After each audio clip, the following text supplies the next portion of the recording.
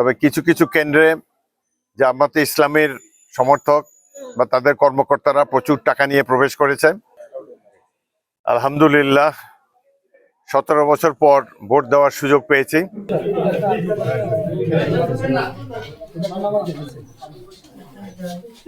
আপনারা ক্যামেরা নিয়ে কিন্তু ভারী ডিস্টার্ব করেন নেন আপনাদের।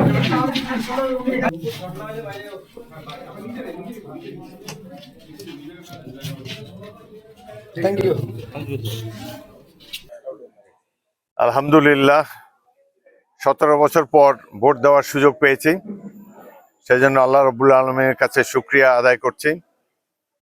এর ইমিডিয়েট আগের ভোটে যেখানে এসেছিলাম আমি গৃহবন্দী ছিলাম, পুলিশ বাহিনী আমাকে বাড়ির মধ্যে আটকে রেখেছে, ঘর থেকেই বেরোতে পারিনি 16 দিন, নির্বাচনের দিন নিজের ভোটও দিতে পারিনি। তো 16 বছর পর ভোট দেওয়ার যে একটা অভিজ্ঞতা, এটা খুবই আনন্দদায়ক আমার জন্যে। দেশ গণতন্ত্রের পথে দৃঢ়ভাবে এগিয়ে যাবে এটাই কামনা করি।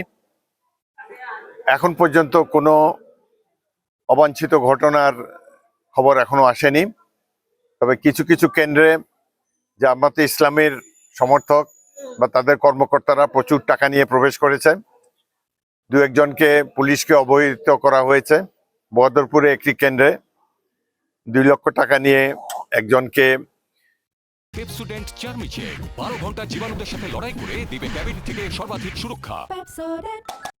একজন তাদের কর্মীকে ভোটারকে প্রভাবিত করার মতো সিচুয়েশনে পাওয়া গিয়েছে, তবে পুলিশ কোনো ব্যবস্থা নেয়নি। যাই হোক, আমরা চাই শান্তিপূর্ণভাবে নির্বাচনটি শেষ হোক। এই নির্বাচনের উপরে বাংলাদেশের ভবিষ্যৎ নির্ভর করে। আমরা কি গণতান্ত্রিক রাষ্ট্র হিসাবে টিকে থাকব, নাকি কেবলমাত্র পরাশক্তির ক্রীড়নক হিসাবে টিকে থাকব, সেটি ভোটাররা নির্ধারণ করবে।